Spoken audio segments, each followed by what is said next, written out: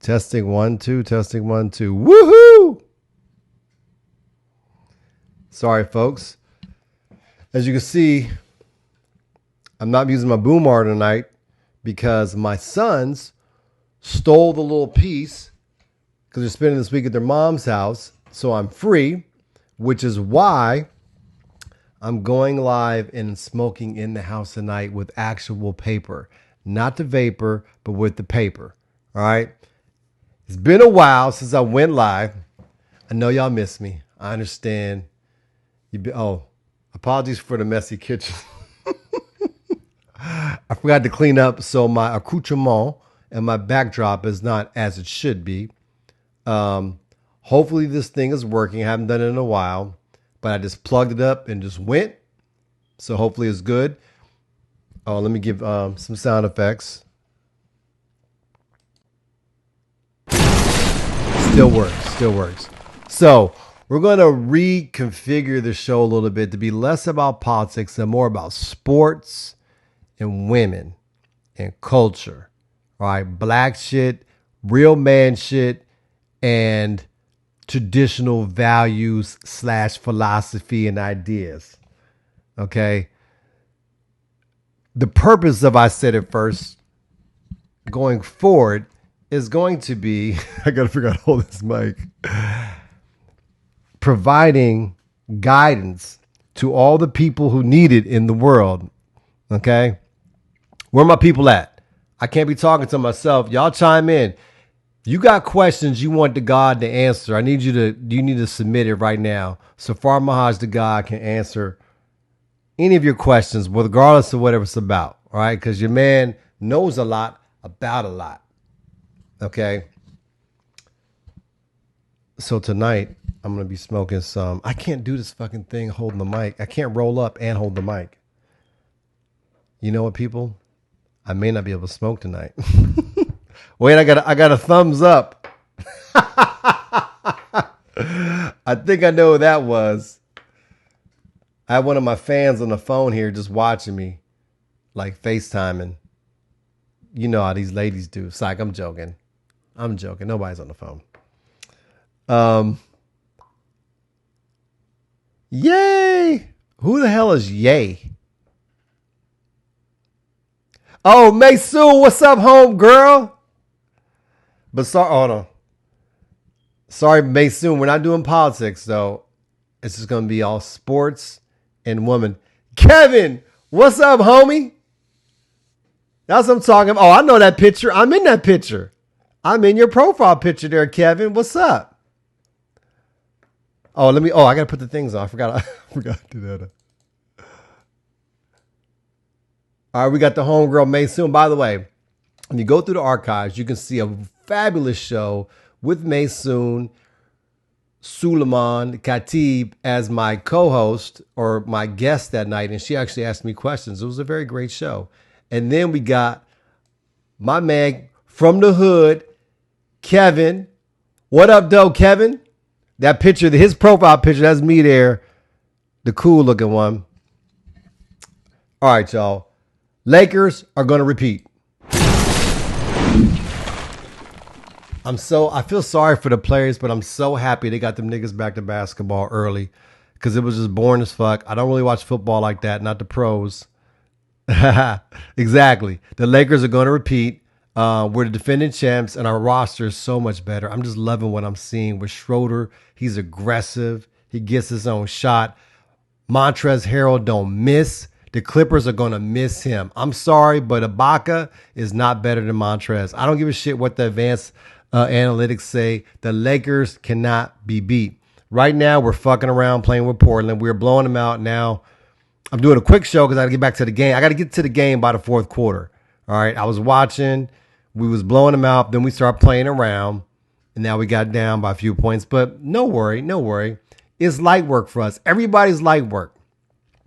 The only team I'm worried about. Hold on. How I make this shit go lower?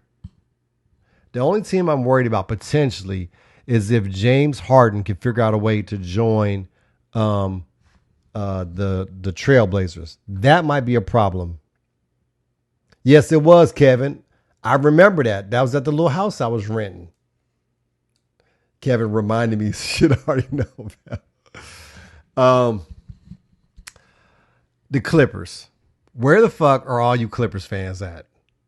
All right. Them niggas got 50'd in the first half. All right. You can't get 50'd in the first half. It just does not happen.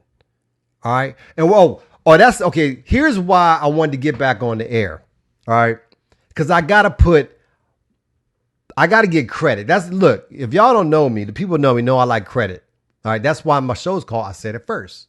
Right. Because I'm tired of motherfuckers stealing my ideas. Like Dave Chappelle stole my shit. Right. Holding Court was a TV show back in the late 90s and niggas stole my shit. All right.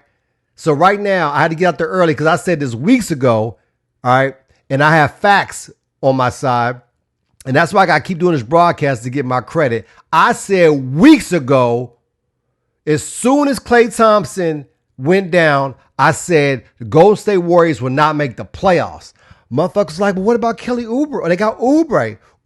I said Oubre ain't shit. My man JP believed in Oubre. I told him, I said he ain't shit.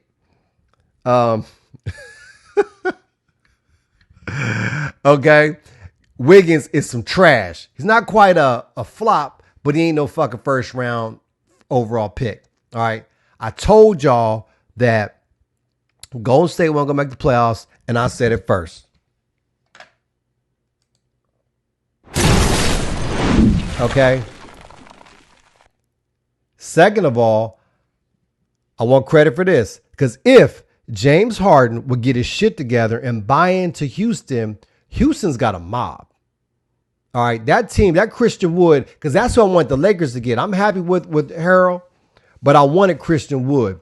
All right, that dude is like, he ain't going to be as good as AD, but he got AD-like skills. A stretch five that can move. He got some bunnies, right? He's agile, got a nice stroke from three-point line, and he can he can be in a dunker spot, and he can roll the rim or pick and pop. All right, he's a nice asset, and if James Harden would get off his shit, his problem, because I think James Harden's problem with Houston is not the team's not good enough. I think he don't like that owner. We're not gonna respect that because the owner's like a Trump guy, right? So Harden doesn't want to play for him. Okay, that's fine, but nigga, it's your chip if you win. Now I don't think they'll beat the Lakers, but I think if Harden would buy into Houston, that's the second best team in the West. Not the Clippers, not the Mavericks, not the Nuggets, and not the Trailblazers.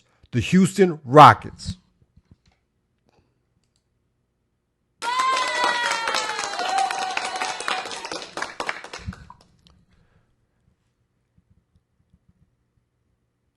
James needs to shine. What the fuck are you talking about?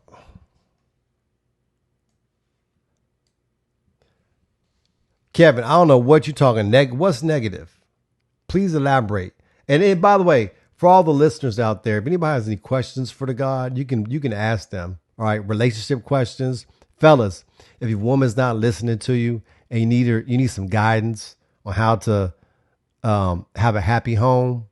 All right, I can help you out. Just drop a line to the God. All right. Oh, Houston. Okay. So Kevin disagrees with me on Houston. Hear me out though. They roster got some dogs. Christian Wood is the truth. John Wall, as athletic as he could be. You got Cousins. Yes, Maysoon said, not the guidance. Oh, yeah, because women need guidance. Sometimes men need guidance on how to guide their women, right? Here's a good segue to Maysoon, right? Because I actually supposed to have my mans on here to talk sports, but since they're not on, it's probably easy for me to talk about women. Yeah. I should get my weed ready now.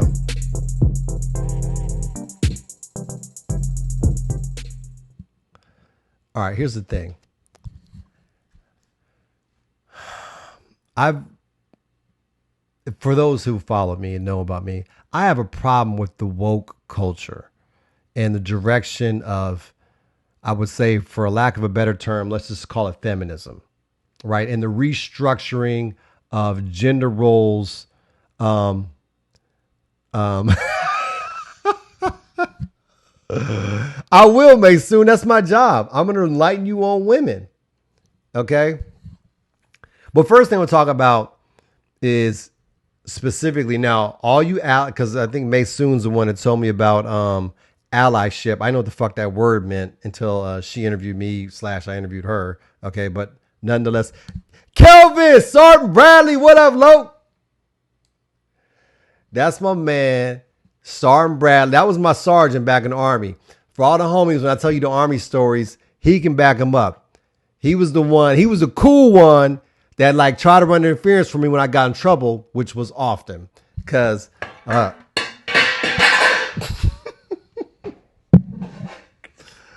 rolling tray.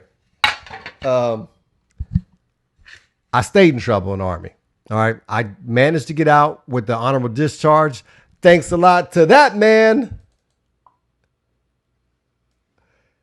Sergeant Bradley! What's up, man? We got to catch up. I've been in touch with Tyrone mostly. But also, what's my man name? I forget. Sergeant Turner, one more. We stayed in touch. Not a lot, but you know. And we got some stories from back in the day, from Bosnia and Germany. Who's saying let's smoke? Oh, you smoke? Oh yeah, let's do it. I didn't know you was like that. I know you smoke. Because back then you didn't smoke. I did though. Fuck was I gonna say? So I have issues with the direction of the culture as a whole, but in particular, of all right, hey, sorry, but I'm gonna get at you, Kelvin. I'm gonna holler at you in the area of Virginia. You in Virginia, right? Because I'm out in New Jersey now. But we'll catch up. We're gonna do a little reunion. We're gonna cook out and get some beer. Texas in the house. When it comes to black folks, I feel like as a people, we always do it extra, right? Black people love to signify, right? If we dance, we gonna dance. If we're gonna play sports, we're gonna do it to the most. So with this Twitter mafia, feminist, woke, Yas Queen culture, they do it to the most, right? And I feel like it's affected our little girls it's negatively, right? So the question I have for the audience today, particularly for black men who are fathers of girls, and it can be for white men too, but I'm more interested in a black or even a Spanish, Latin, whatever you call it, perspective on how do you instill traditional values into girls without coming across as sexist. All right. So if I believe that, because as parents, we always want to advocate and you want your kids to make mistakes, have some choices, learn from them, but you don't want to make all the mistakes, right? So if you were a high school dropout, you don't want to, you're right. Oh, wait. See, Kev, you're right. I'm gonna listen to that's Uncle Kevin, right? An OG from San Bernardino put me up on gang saying, look, you need to roll one. You're right. Testing one. Oh. Can you hear me? Can you still hear me? Oh, I can talk like this. Can somebody tell me if you can hear me okay? Because I can not hold the mic if that's okay. By the way. The strain is called supercritical. And I'm not saying I grew it, but nobody else grew it. Woohoo! Now, for those of you that know, weed just became legal in New Jersey. So that white bitch who always calling the cops on me because she jealous, my neighbor, because I got more money than her, can eat a dick.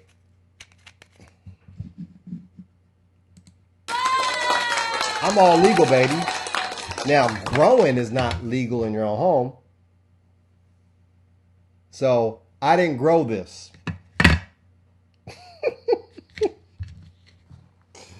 Ain't nobody kicking out my dough. By the way, if you guys get the chance, these motherfucking bars, these punch bars, pack a punch, okay?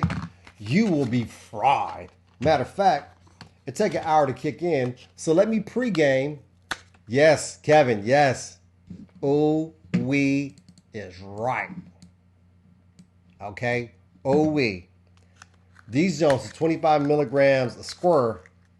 Tyrone! We got the little 440th Fly Guy Ty. We having an Army reunion up in here. I got Sergeant Bradley. I got Sergeant Simmons. Okay? Germany, 1996. Tell them. People think I just got crazy. I was crazy all the time. Okay? I stayed crazy. But now, give money.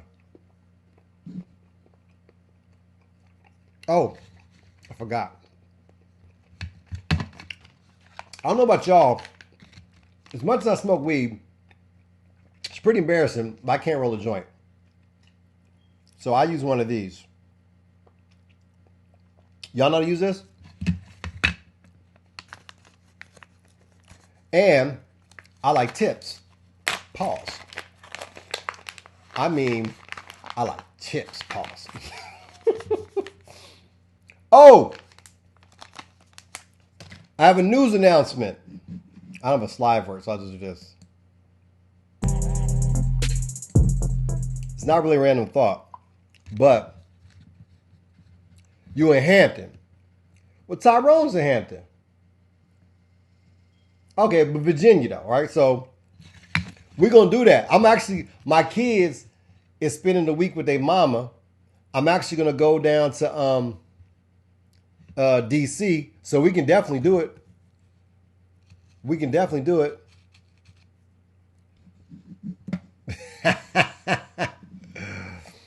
Okay, so for the people out there who know me, I don't hang around with just weed heads. I hang around with squares like May soon as well.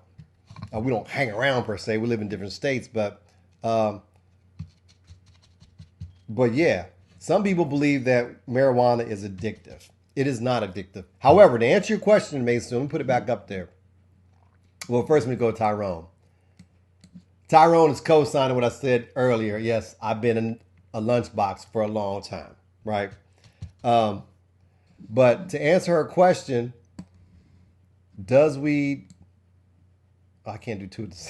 I'm high already. I didn't even smoke that. Do I smoke weed? First of all, it's not addictive. So physiologically speaking, weed does not have addictive qualities like, let's say, caffeine or even sugar does. Sugar is probably one of the more addictive drugs. You going to DC? All right. But to answer your question, Mason, typically 2 days a week, I do what's called a reset. All right. And what that does for you is not because of that weed's unhealthy. It's just that you can build up a tolerance, right? So your cannabinoid, your endocannabinoid system is basically the master system of the body. Now, listen to that word, endocannabinoid. Like you have your nervous system, your skeletal system. It was originally thought that the nervous system was the controller system of the rest of the system. So your nervous system, think brain, spine, nerves, controls digestive, respiratory, so on and so forth. However, sorry, Bradley, He vouching too. See, I told y'all we go. Hey, one day, look, y'all. One day we're gonna have to do we're gonna have to do a reunion. We'll get Sergeant Turner, us, and what's the nigga name? What's my man name? You know what I'm talking about. Ty, who's my man? Little man. He got the kid now in the army. Somebody told me to stay on topic. Okay, I'll stay on topic. Oh, so yeah, May soon. So what I do, I take 2 days off a week. That's called a reset. So yeah, the endocannabinoid system. Thanks, Ty. I got back on topic. So it's not the respiratory. It's not the nervous system. That's the master system. It's the endocannabinoid system. Now, what does that word remind you of? Cannabinoids. What are cannabinoids? They're a particular set of chemicals. John, which one's that? Jones. No, not Jones is the white boy, right? Not Jones, the other one. Ty know what I'm talking about. Anyway, so the endocannabinoid system is a controller system for your entire body, right? And you can, and when you smoke Dupree, that's what I'm talking about. So when you smoke cannabis every day, you can build up a tolerance, and therefore the therapeutic effects of the cannabinoids are less therapeutic, for lack of a better. What'd she say? Hold on. I can't read it. Everything sounds like cabinet. Well, there's the endocannabinoid system. That is a system in your body. So you have what they call our cannabinoid receptors throughout your body, right? But none of them along the spine. That's why you cannot OD from cannabis. It's medically impossible. The reason why you can OD from heroin is because your body has opioid receptors. That's why shit like Motrin works, because your body has receptors to those opioids, right? And they have them along the spine. So what can happen is when you OD, essentially the heroin takes over your nervous system and shuts it down, right? That's how you overdose. Now, you can overdose with cannabis, with edibles. You can't overdose with smoking, but you can overdose with edible. But the overdose is not fatal. What happens when you overdose? Just think about if you're regular users of marijuana, have probably overdosed, right? But that overdose means that it was just too much. You didn't have a good experience. Maybe you tripped out a little bit. Maybe you got paranoid. So the downside risk mitigation of cannabis is pretty minimal, right? Just go to bed, drink water, eat something, sleep it off. You never have to go to any sort of specialist or nothing like that because there's no addictive physiological properties of cannabis.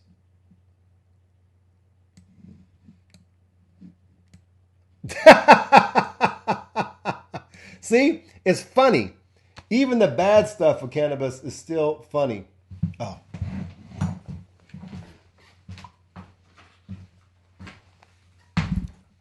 Where'd my lighter go?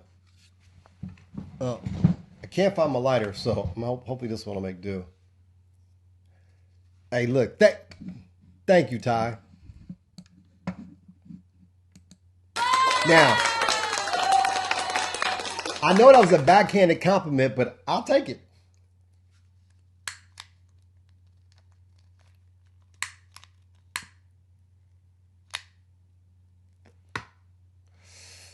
If y'all wondering why is this nigga smoking in the house, my kids with their mama.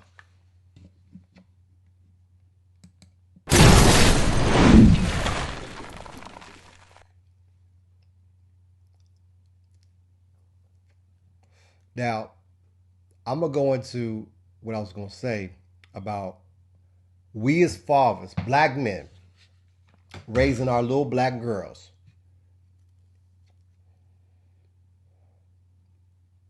How do we raise them to be ladies in this culture where everything is about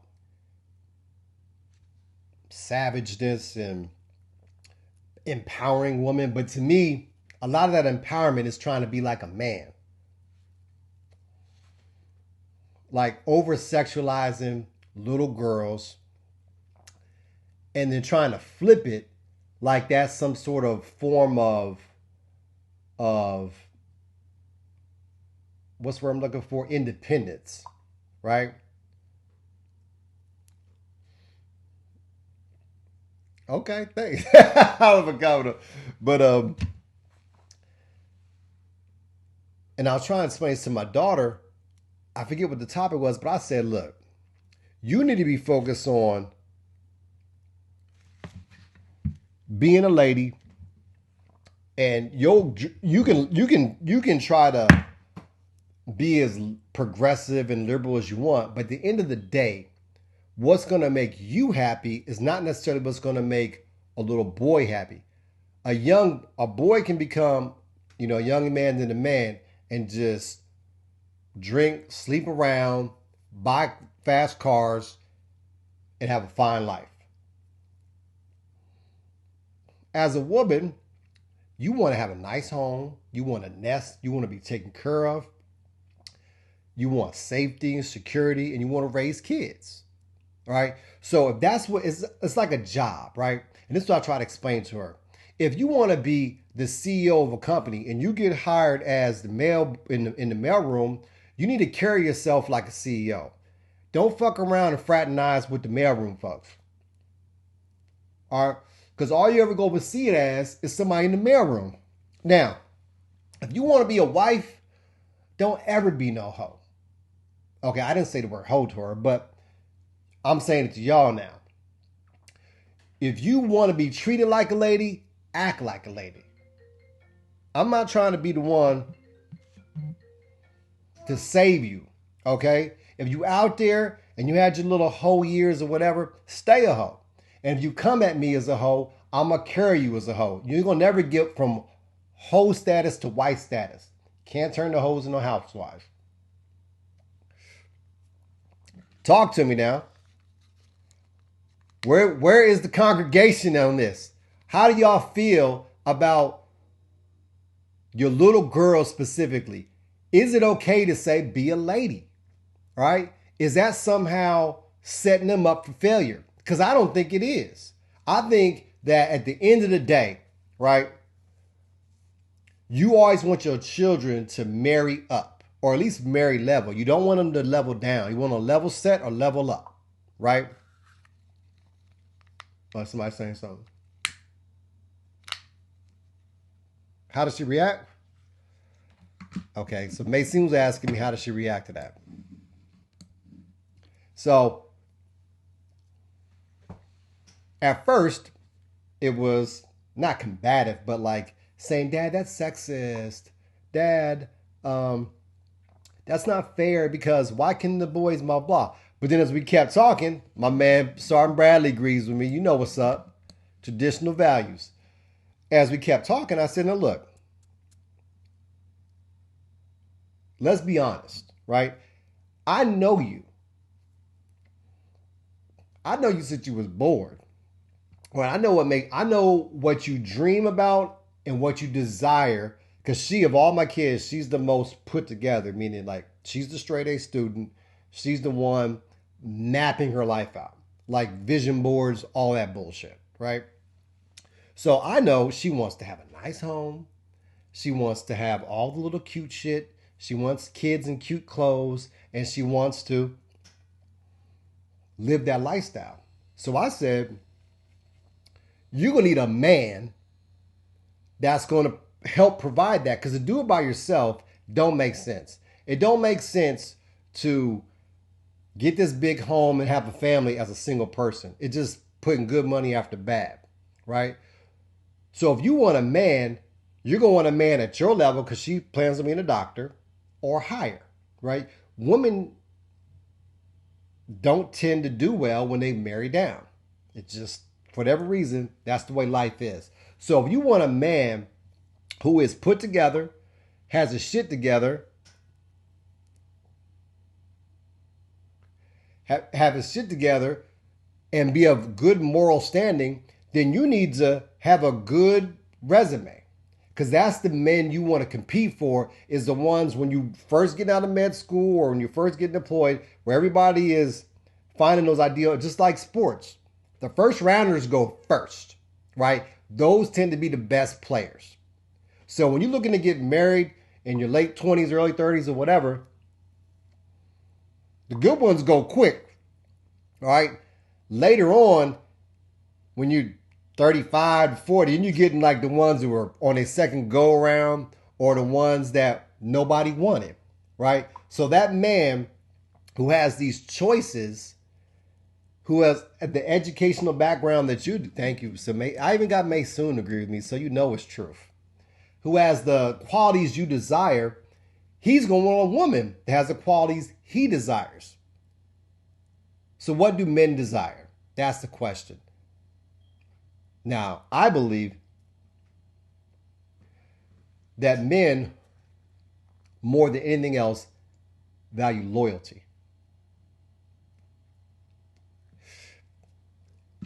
Second to that, they want pedigree, right? So if you're looking for the ideal match, where you're not at the you're not in your 40s, going in your 50s, whatever, you're 28, you that guy, right? You got a college degree, maybe a master's degree, you got your little Beamer and a condo. Now you look, I done partied the shit out of my 20s, all right?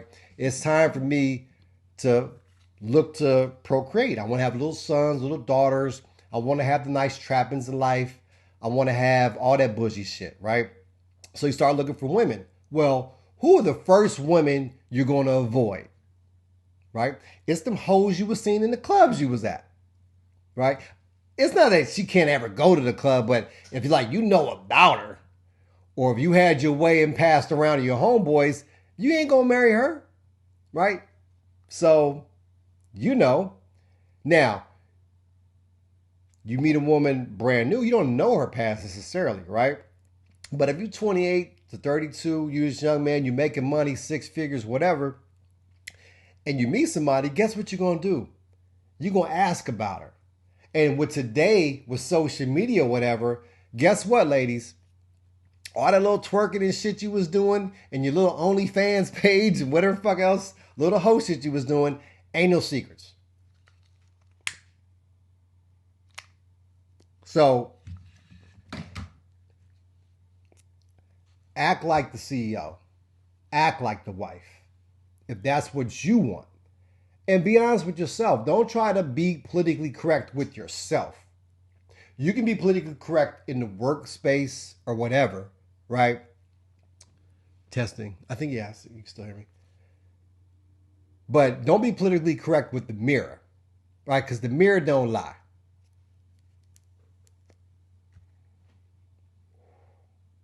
Now, no rainbow hoes. Hey, Ty, what the hell is a rainbow hoe?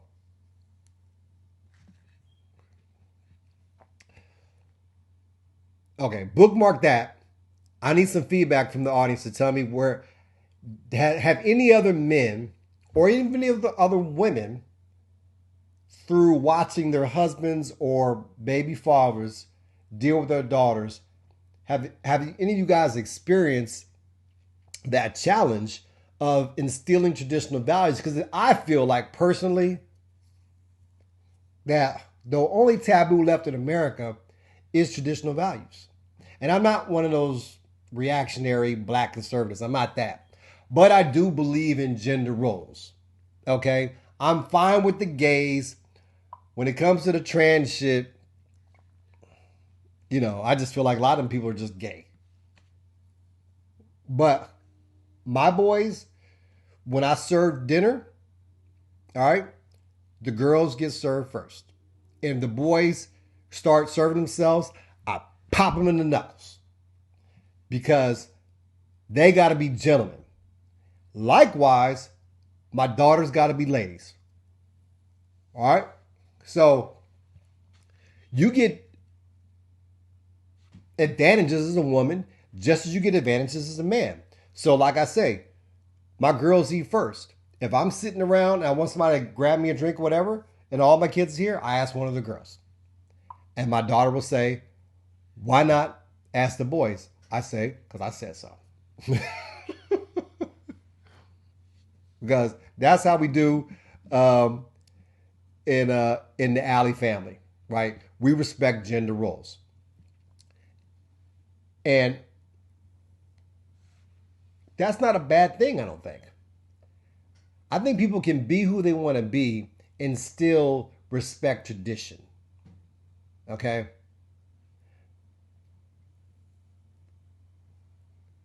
All right, no feedback. That's fine. Separate subject. For the single men out there, women with kids. Good thing, bad thing, or an indifferent thing?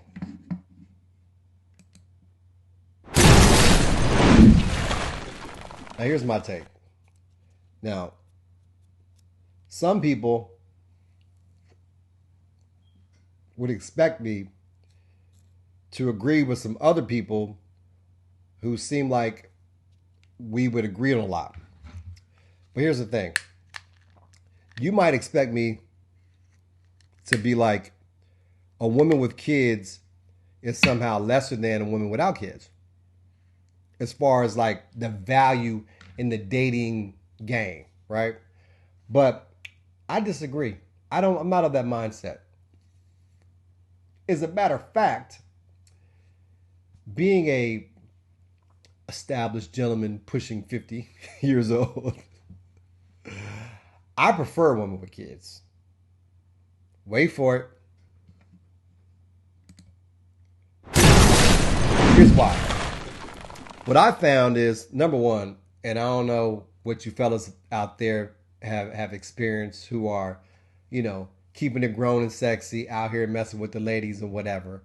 But they tend to be younger, right? Not like R. Kelly younger, but I say on the low end,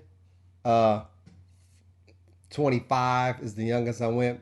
And on the high end, 39. I don't think I fuck with anybody in their 40s since I've been divorced. But having said that, depends. My wife had kids. We've been together 20 years. Okay. So there you go. That's the success story. That's what I'm saying. Now let me explain you what I've experienced. Now, older me, if I met myself 25 years ago, if we did an interview like using like space travel, whatever, old me was like, I ain't fucking with no bitch, no kids. Right? That was just my thing. Right? I would hit, but I ain't hanging around. No, sir. But what I've learned in this go around in the dating game is the young bras, so let's say like 25 to 32, who don't have kids, are kids themselves. They're spoiled little brats. Like they haven't experienced life and understood what every parent understands, which is you don't matter, right? The kids come first. So you can have whatever the hell planned. Your kid got a fever and you got to go to the doctor. You just got to take care of that, right? So as an adult with children, you learn how to manage expectations and to put other things ahead of your desires.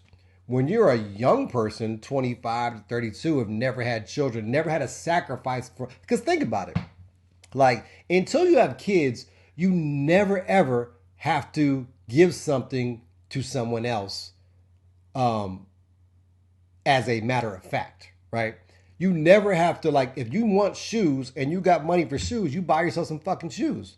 When you're a parent and you want shoes and you got money for a pair of shoes, first you got to see if your kids need shoes, right?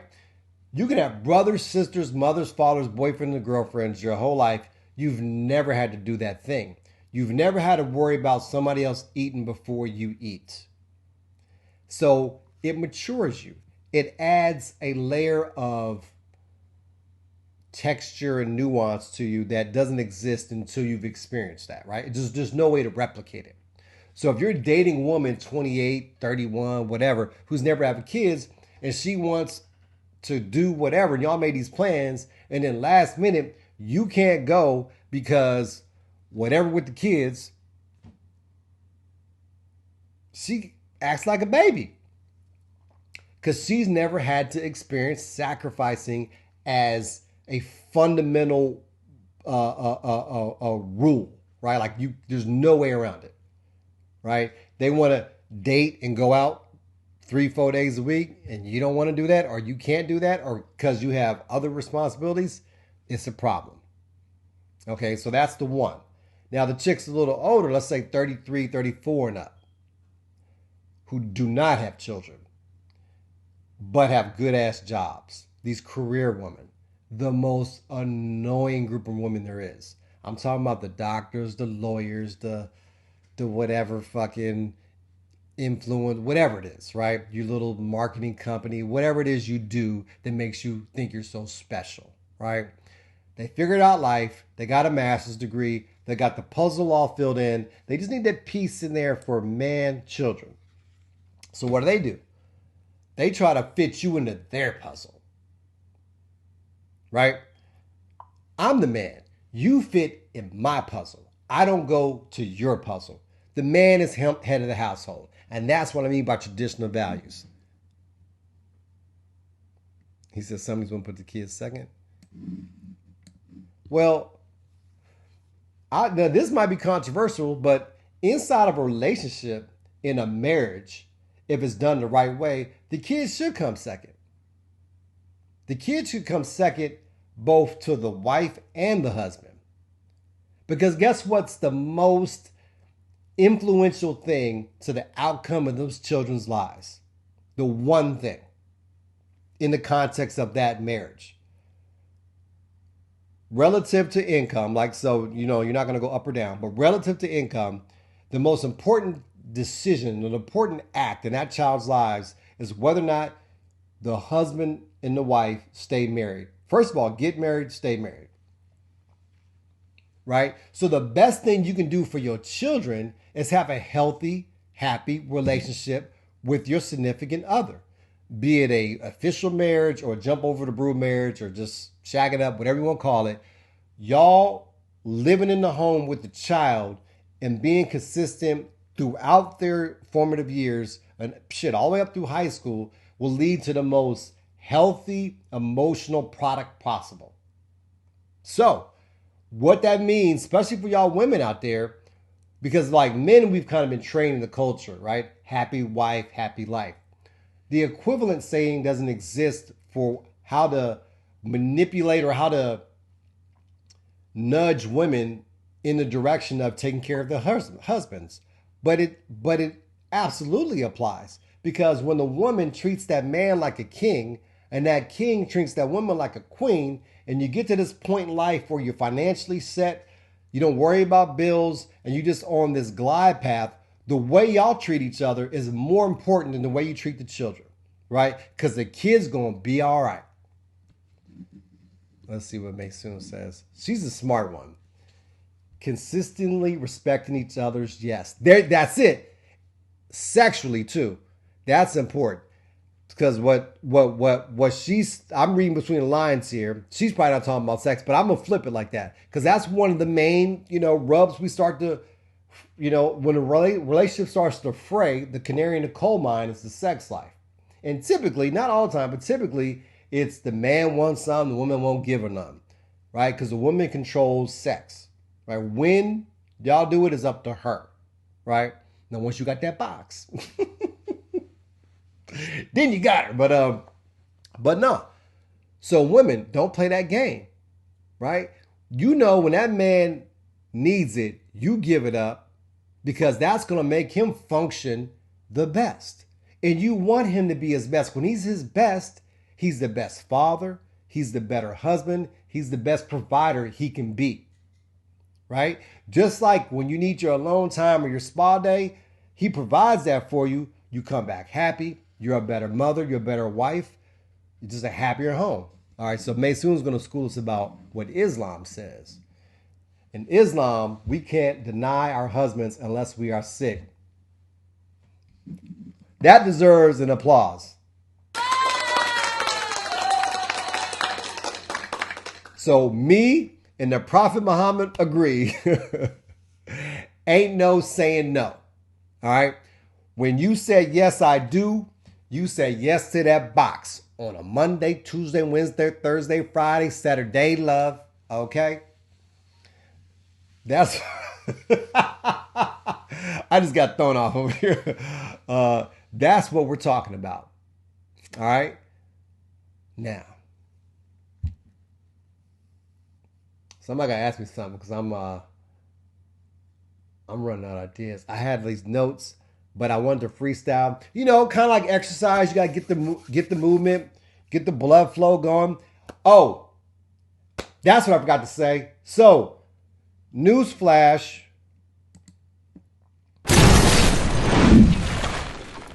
From January 9th to February 28th, I will be in Puerto Rico. Oh! I'm like, look, y'all, we all home through this Rona situation. The kids home. I'm home. I'm like, fuck this shit. Let's get out the cold and let's go to Puerto Rico. Oh! That's where we going for 2 months. All right, don't tell nobody. But it's America, so it's legal. I'm not doing anything crazy. Now we gotta get a Rona test 3 days before we go. Okay, me and the kids will get the Rona tested. We off. That's why I started doing the show tonight because I got this week off with no kids. I might do multiple episodes. You never know. You gotta stay tuned, okay? I might be fucking around that phone afternoon high with some shit on my mind. And I might just go live, okay? But I'm trying to get back in the groove, okay? Oh, let me show y'all something.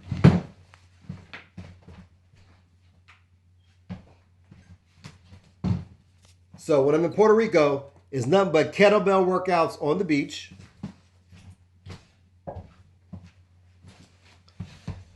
Ride my bike. I'm shipping my bike to Puerto Rico. I'm not shipping the weights because it doesn't make any sense. I'm just going to buy one and try to sell them before I leave. All right. So I'll be doing my podcast or live stream, whatever the fuck you call this thing, on the beach come January 9th. I'm going to finish this week. And then January 4th through the 9th, I'm going to take off again because I got to pack and do all this shit. I might get a show or two in. But once I get to Puerto Rico, every day, it'll be like a travel blog / fucking podcast. Y'all can get to, experience Puerto Rico with me. I actually lived there before, so I'm going to take y'all to my little spots. And then, have a blast. All right, people. That's cool. We're on for 48 minutes of me talking shit. I appreciate all y'all for coming out and listening in to me ramble. Sorry for the messy kitchen. I didn't have time to clean up today. And I promise I will be back on tomorrow. Same bad time, same bad channel. Peace, love, hair grease. I said it first. Tune in every weekday right around midnight. See you later.